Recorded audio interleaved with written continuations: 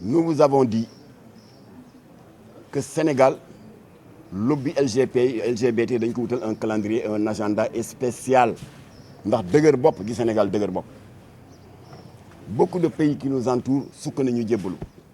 joxoon naa leen la liste à commencer par le Gabon ba ci Cap-Vert qui ont légalisé l'homosexualité Sénégal jaaxal leen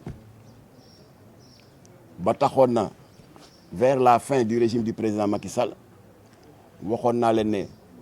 cette chef de mission d'observation de l'Union européenne nous la récusons nous la dénonçons et nous avons exigé son expulsion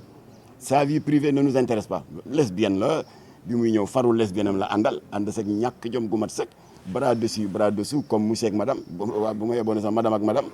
di doxantu dans le hall de l'hôtel ça suñu yoon new ci c'est sa vie privée waaye erreur bi état Macky Sall def ba leen Jamra alerté ne leen kii nar a ñëw comme chef de mission électorale de l'Union européenne na ngeen bàyyi xel ne ni Assemblée nationale Sénégal amee groupe parlementaire Yewwi groupe parlementaire Wallu groupe parlementaire Benno Bokk Yaakaar parlement européen noonu la amee groupe parlementaire socialiste groupe parlementaire écologiste waaye góor jigéen ñi dañ fa am doole ba xeex nañu ba ñu nangul leen seen groupe parlementaire ma ne ko ndaw si ngeen woo nag comme chef de mission d'observation électorale elle est vice-présidente de l'intergroupe LGBT du Parlement européen def naa fii conférence de presse qui a fait beaucoup de bruit dans le pays le 12 février agenda bi di continuer ndax ndaw si dafa ñëwoon xàllal yoon Charles Michel ñëw Jamra daal di alerté waat nous n'avons pas dit encore une fois Modou Fall mën a tooñ que Diomaye waru ko recevoir on l'a jamais dit et puis un chef d'État c'est impossible nga naan danaa wax ak kii du ma wax ak kii Diomaye mënul loolu il est obligé de parler à tout le monde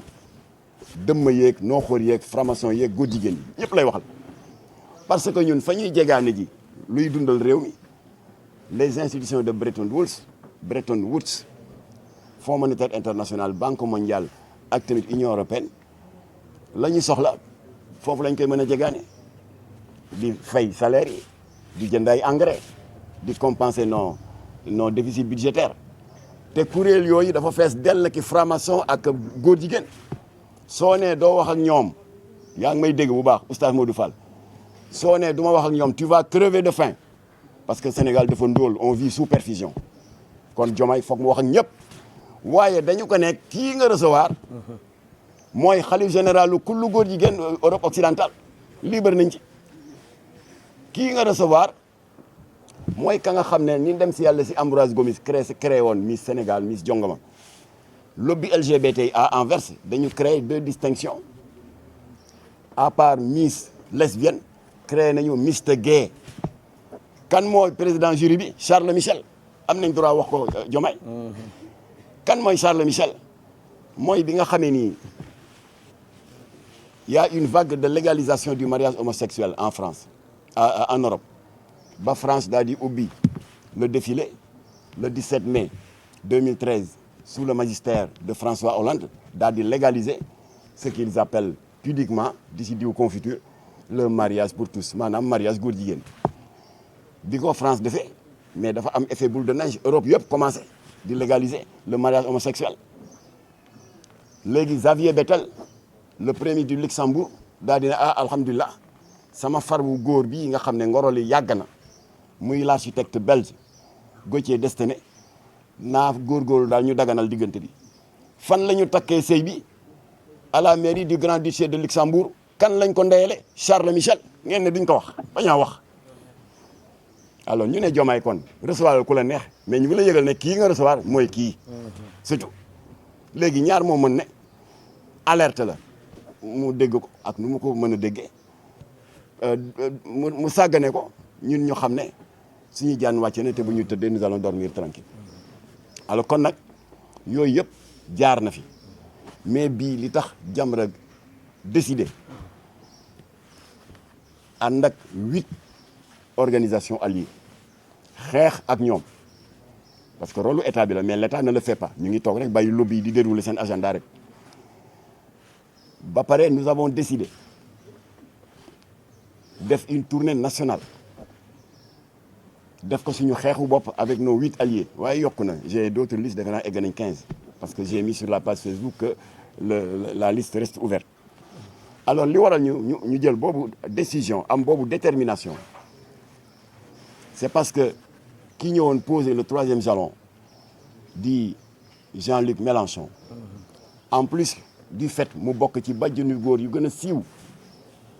ci lobby LGBT en plus de ça kilifa la au niveau de la GOF le Grand Orient de France qui est la loge maçonnique la plus islamophobe d'Europe. xale yi yéen na ngi fii mënuma leen nax ci dara xam ngeen ne la franc-maçonnerie est d'origine anglo-saxonne waaye ba ñu demee ba au début du XVIIIe siècle dafa am scission une branche dissidente daal di dem Europe de l'Est tasaaroo fa et parmi ces fractions mu am benn bu juddu bu tudd GOF le Grand Orient de France qui est né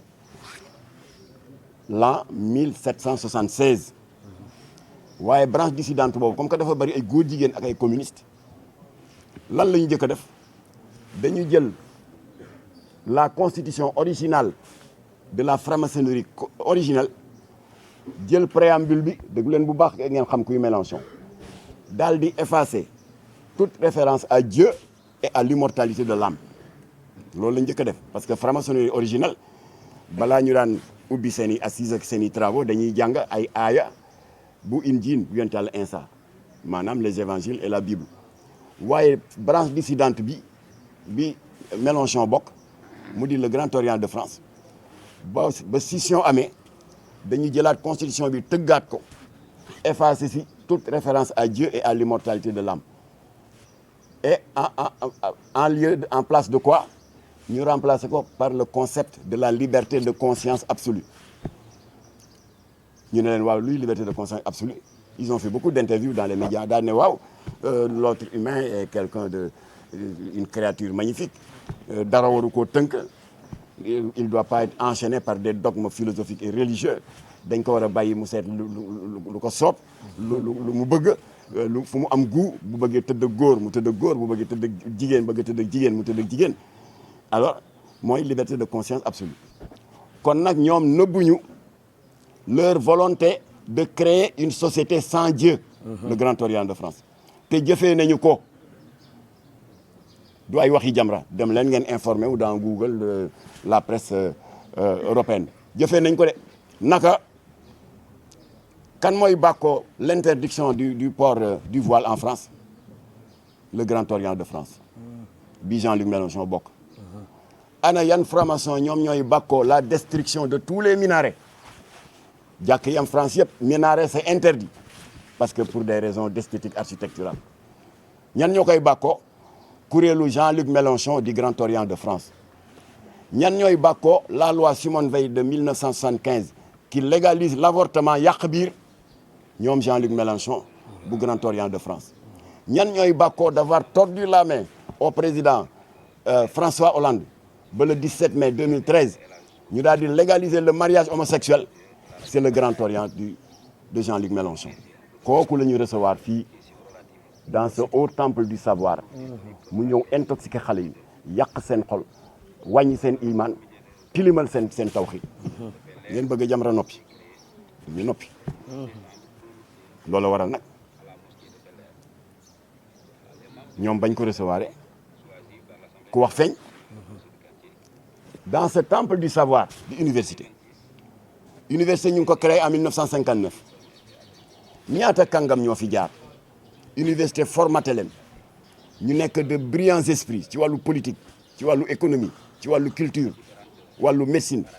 Léopold Sédar Senghor fii la jaar Maître Lamine Gueye jaar na fi Cheikh Anta Diop jaar na fi Mamadou Dia fii la jaar ndem si yàlla si Omar Blondin Diop kenn mënu leen compter ba ñu jeex des éminences grises yoo xam ne université bi moo leen tabb un temple du savoir nga xam ne lan mooy vocation mooy ubbi dënnu étudiants yi jëmbat ci ay xam-xam ak jikko yu baax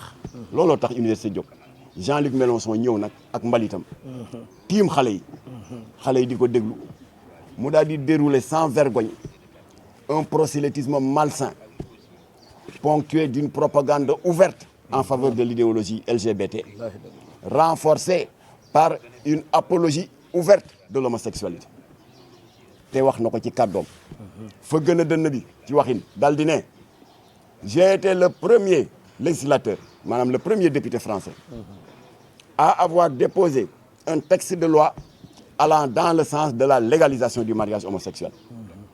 te nee na cette liberté d'amour maanaam góor ñu may ko droit mu bëgganteeg góor ba sëy way mën cee am nee na cette liberté d'amour devrait être ouverte à tous sous un tonnerre d'applaudissements des élèves et des étudiants. Pendant ce temps, dans la même séquence, recteur bi jël kaddu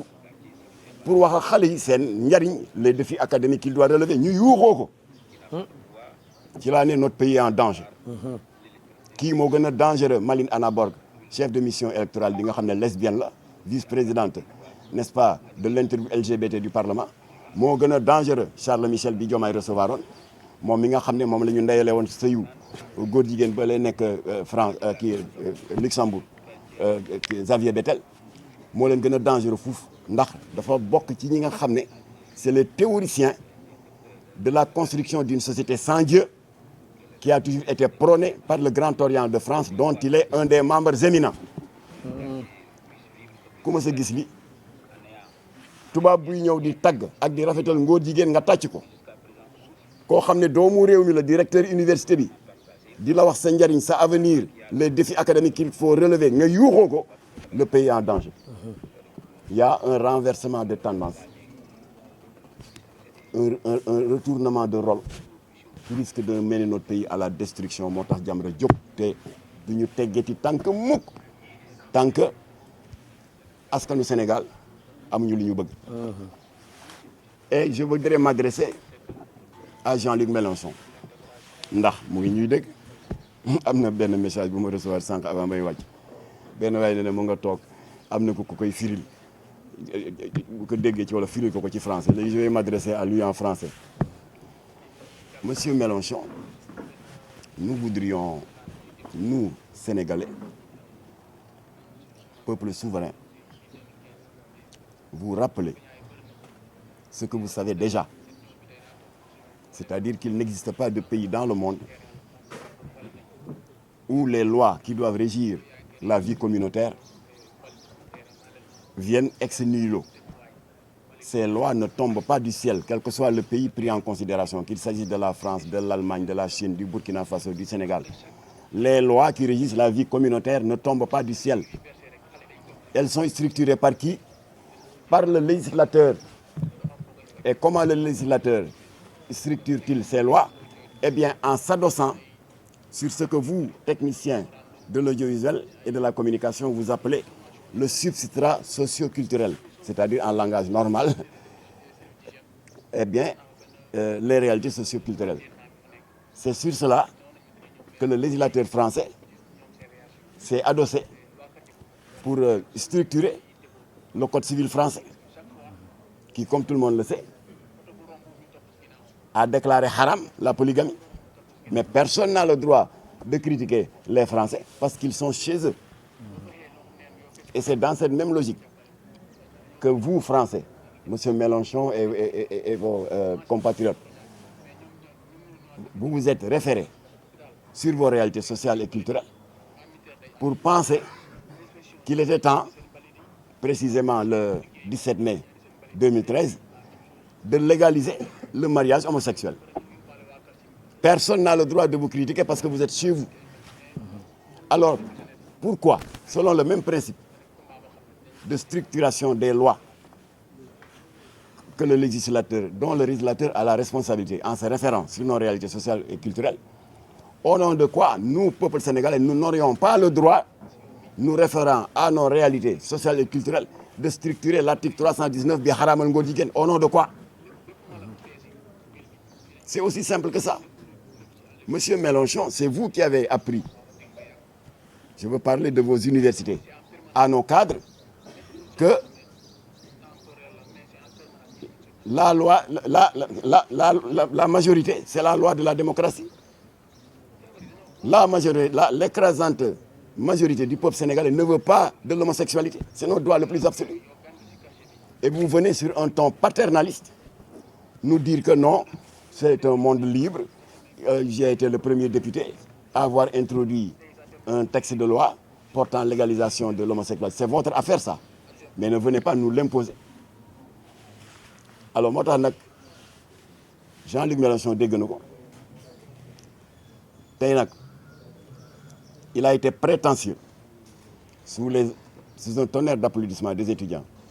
xas le gouvernement de Sarkozy xas le gouvernement de Macron xawle na gaaruwàlle ne ils ont une mainmise sur l'Afrique au mépris de leur volonté et de leur droit à l'exercice de leur souveraineté yow tane woo leen parce que effectivement Sarkozy nëbbatuwul bi ñu jàppee góor jigéen ñi fii 2008 mbaaw ñuy takk sëy Jamra oustaz Aliou Sall imam Mbaye Niang xeex ko ba ñu jàpp góor jigéen ñi lan la Sarkozy def ku ko weddi da ngay dem dans le site internet du gouvernement français www.gov.fr. Il y a 4 communiqués du Conseil des ministres ci mois de janvier bi parce que le Conseil des ministres se réunit 4 fois dans le mois boo leen fa demee gis ko Sarkozy lu mu wax dafa def communiqué daal di ne suite à l'arrestation de ces jeunes Sénégalais qui n'ont fait qu'assumer leur orientation sexuelle ñoom ñoo koy rafetale noonu donc des homosexuels le gouvernement français exprime sa plus vive préoccupation au lendemain de leur arrestation loolu du ingérence ba noppi le maire homosexuel de Paris kenn tuumaalu ko kenn xasalu ko moom moo def son coming out moo dem ci télévision bi ne góor jigéen la Bertrand Delanoë daa di ko emboîter le pas daal di bind à 2 maires de ville ici au Sénégal am nañ copie nee leen man Bertrand Delanoë en tant que président de l'association des maires francophones maa ngi leen di ñaan ngeen wax président Abdoulaye Wade nañu bàyyi góor jigéen yooyu loolu du ingérence ba noppi le ministre de la santé Roselyne Bachelot emboîté ko le pas